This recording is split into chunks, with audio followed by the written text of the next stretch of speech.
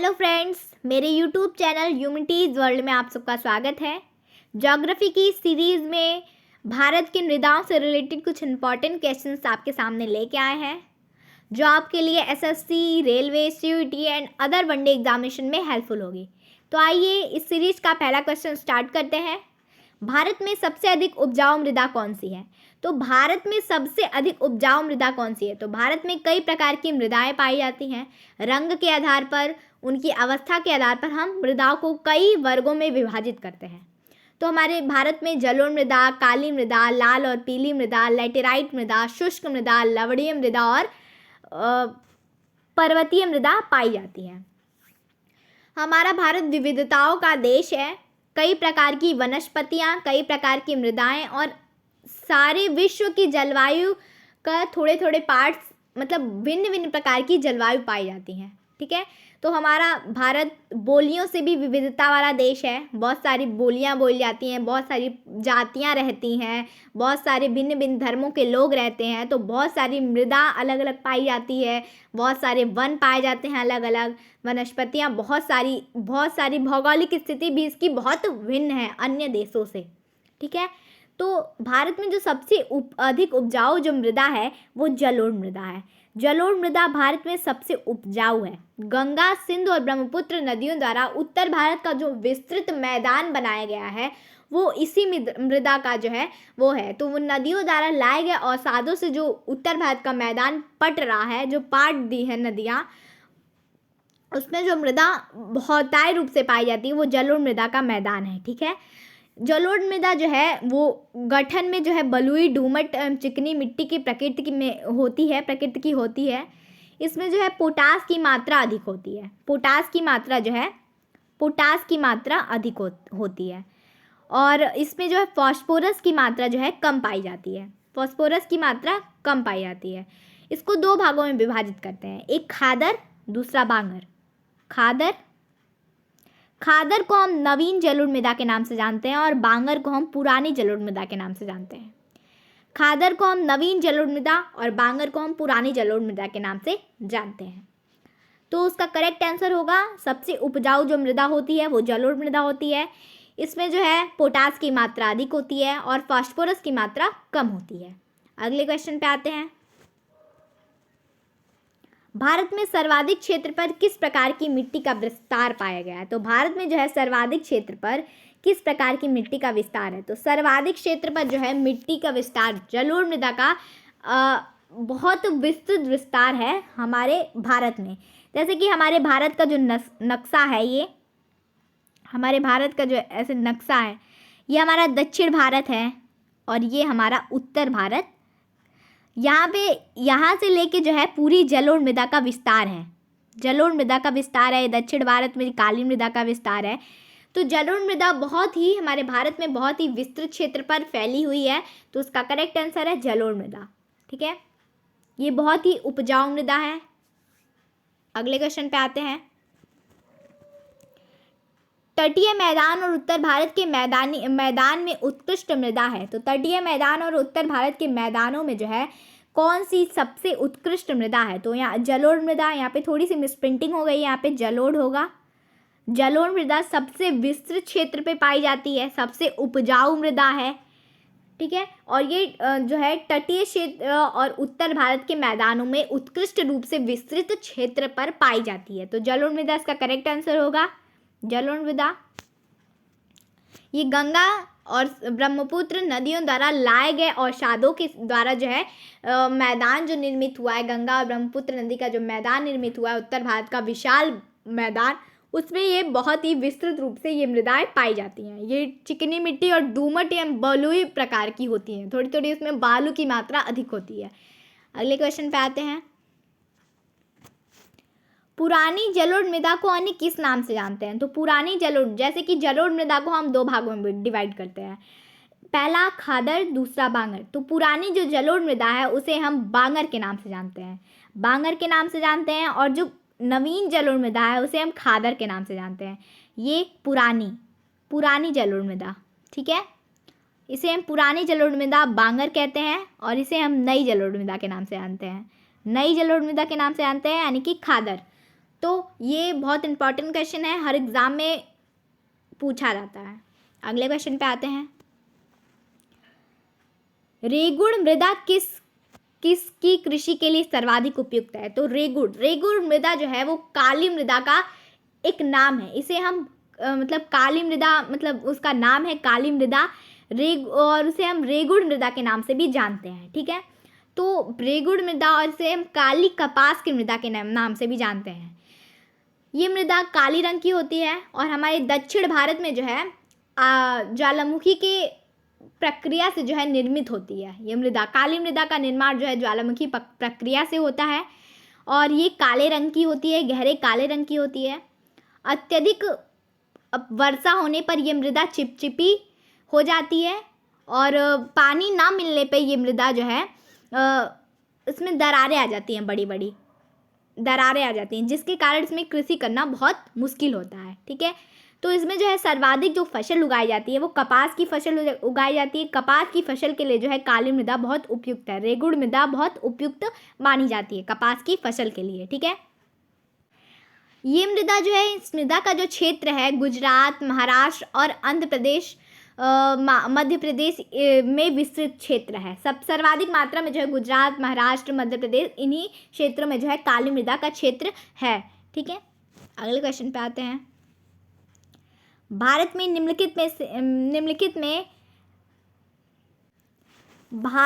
निम्नलिखित मृदाओं में से कौन सी बेसाल्ट लावा के अपक्षय के कारण निर्मित हुई है? तो यहाँ पे थोड़ा सा मिसप्रिंटिंग हो गया है, यहाँ पे मृदाओं होगा, मृदा। ठीक है, कौन सी मृदा है जो बेसाल्ट प्रवाह के द्वारा जो है निर्मित होती है? तो अभी मैंने आपको बताया कि काली मृदा जो है वो ज्वालामुखी की प्रक्रिया से, यानी कि बेसाल्ट प्रवाह की प्रक्रिया से जो है निर्मित होती है, लावे की प्रक्रिया से निर्मित होती है। जब ज्वालामुखी से लावा बाहर आता है उसके द्वारा यह मृदा का निर्माण होता है, इसीलिए इसका रंग जो होता है गहरे काले रंग का होता है। तो इसका करेक्ट आंसर है काली मृदा। इसका करेक्ट आंसर है काली मृदा। काली मृदा को हम काली कपास की मृदा के नाम से और रेगुड़ मृदा के नाम से भी हम जानते हैं। ठीक है, लैटेराइट मृदा का जो निर्माण है वो तीव्र छलन यानी कि अत्यधिक वर्षा के कारण होता है, अत्यधिक वर्षा के कारण होता है। ठीक है, और लाल मृदा में जो है लोहे के कण अधिक मात्रा में पाए जाते हैं, इसीलिए इस मृदा का कलर जो है लाल होता है। ठीक है, जलोढ़ मृदा का निर्माण तो मैंने आपको बता दिया था कि गंगा द्वारा लाए गए अवसादों से इस मृदा का निर्माण होता है। इस अगले क्वेश्चन पे आते हैं। तो इसका करेक्ट आंसर है काली मृदा। काली मृदा का निर्माण जो है बेसाल्ट प्रवाह से के अपक्षय के कारण निर्मित होता है। अगले क्वेश्चन पे आते हैं। प्रायद्वीपीय भारत में क्षेत्रीय मृदा के निम्न प्रकारों में से कौन सा है? तो प्रायद्वीपीय भारत में जो है इन मृदाओं के निम्न प्रकारों में से कौन सी मृदा विस्तृत है? तो लाल और पीली जो मृदा है वो विस्तृत क्षेत्र में वहाँ पे पाई जाती है, लाल और पीली मृदा। लाल और पीली मृदा जो है दक्कन के पठार के पूर्वी तथा दक्षिण भाग में कम वर्षा वाले क्षेत्र में जो है विस्तृत होती है। ये मृदा जो है सामान्य रूप से इसमें लोहे के कण अत्यधिक विद्यमान होते हैं और जब इस मृदा में जल का योग होता है तो ये मृदा पीली दिखाई देने लगती है। ठीक है, इसमें सामान्यतः नाइट्रोजन, फास्फोरस और ह्यूमस की कमी होती है। ठीक है, अगले क्वेश्चन पे आते हैं। लाल मृदा का सर्वाधिक विस्तार पाया जाता है। तो लाल मृदा का जो है सर्वाधिक विस्तृत क्षेत्र कहाँ पे है? लाल मृदा का सबसे विस्तृत क्षेत्र कहाँ पे है? तो लाल मृदा का जो सर्वाधिक विस्तृत क्षेत्र है वो आंध्र प्रदेश एवं तमिलनाडु में ये सर्वाधिक रूप से पाई जाती है। तो उसका करेक्ट आंसर है आंध्र प्रदेश एवं तमिलनाडु में ये सर्वाधिक विस्तृत रूप से पाई जाती है। अगले क्वेश्चन पे आते हैं। लैटेराइट मृदा महत्वपूर्ण रूप से पाई जाती है। तो लैटेराइट मृदा का निर्माण जो है अत्यधिक वर्षा के कारण होता है। अत्यधिक वर्षा से तीव्र छलन के कारण जो है इस मृदा का निर्माण होता है और ये मृदा जो है मालाबार तटीय क्षेत्र में पाई जाती है। मालाबार तटीय क्षेत्र में पाई जाती है।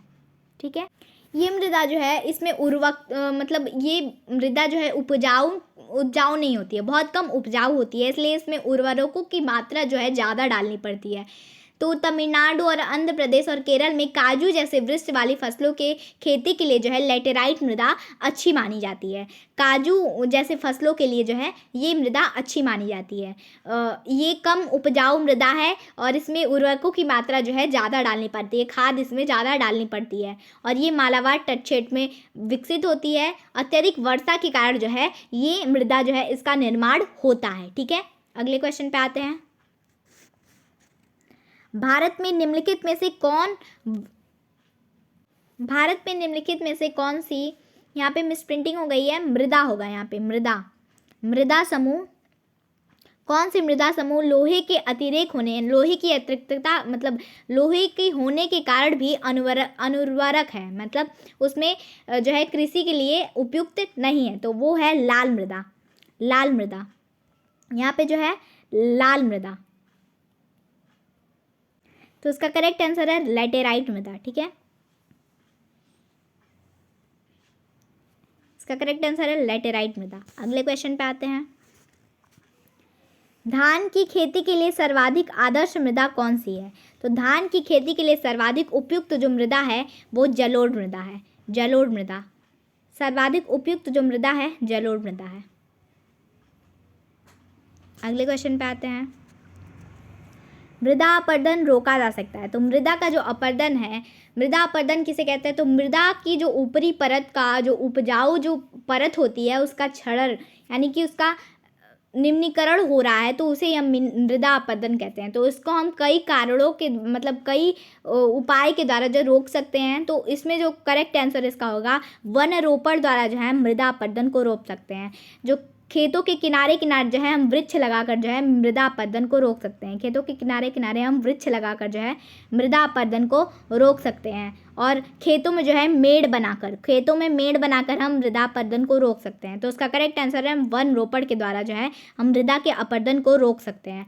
और अति चराई पर रोक लगाकर जो है मृदा अपरदन को रोका जा सकता है। अत्यधिक सिंचाई नहीं करनी चाहिए क्योंकि इससे मृदा का जो है ऊपरी परत का अपरदन होता है। अगले क्वेश्चन पे आते हैं। निक्षालन और ऑक्सीकरण द्वारा निर्मित मृदा कौन सी है? तो निक्षालन और ऑक्सीकरण द्वारा जो निर्मित मृदा है वो लैटेराइट मृदा है। लैटेराइट मृदा का जो निर्माण है वो अत्यधिक वर्षा के कारण जो है होता है, अत्यधिक वर्षा के कारण होता है। तो ये मृदा जो है ये कम उपजाऊ होती है, इसमें जो है खाद उर्वरकों की जो भारी मात्रा में डालनी पड़ती है, उर्वरक भारी मात्रा में डालनी पड़ती है। ये मृदा काजू की खेती के लिए उपयुक्त मानी जाती है, काजू की खेती के लिए जो है उपयुक्त मानी जाती है। तो इसका करेक्ट आंसर है लैटेराइट मृदा का निर्माण जो है निक्षालन और ऑक्सीकरण द्वारा होता है। अगले क्वेश्चन पे आते हैं। किस प्रकार की मिट्टी में कार्बनिक पदार्थ की अधिकता होती है? तो कौन सी ऐसी प्रकार की जो मृदा है जिसमें कार्बनिक पदार्थों की अधिकता होती है? तो काली मृदा जिसे हम काली कपास की मृदा और रेगुड़ मृदा के नाम से भी जानते हैं, तो इसमें जो है कार्बनिक पदार्थों की बहुत अधिकता होती है। क्योंकि ये बेसाल्ट प्रवाह से जो है निर्मित होती है। बेसाल्ट यानी कि ज्वालामुखी क्रिया के द्वारा जो लावा बाहर निकलता है उसके द्वारा ये निर्मित होती है। ये दक्कन जो हमारा वर्तमान में जो दक्कन का पठार है वो इसी मृदा का अत्यधिक मृदा वहाँ पे ये वाली पाई जाती है। ये कपास की खेती के लिए बहुत उपयुक्त मानी जाती है। अगले क्वेश्चन पे आते हैं। निम्नलिखित राज्यों में से किस में भारत की सबसे अंतर्देशीय लवणीय आर्द्र भूमि है? तो कौन सा ऐसा राज्य है जिसके अंदर जो है लवणीय भूमि है? तो वो है राजस्थान। इसका करेक्ट आंसर है राजस्थान। यहाँ पे हमारी क्वेश्चंस की सीरीज खत्म हुई। दोस्तों, अगर आपको हमारी वीडियो पसंद आई हो तो हमारे चैनल को सब्सक्राइब करें, लाइक करें और शेयर करें। कमेंट करके ये ज़रूर बताएं कि आपको वीडियो कैसी लगी। धन्यवाद। जय हिंद।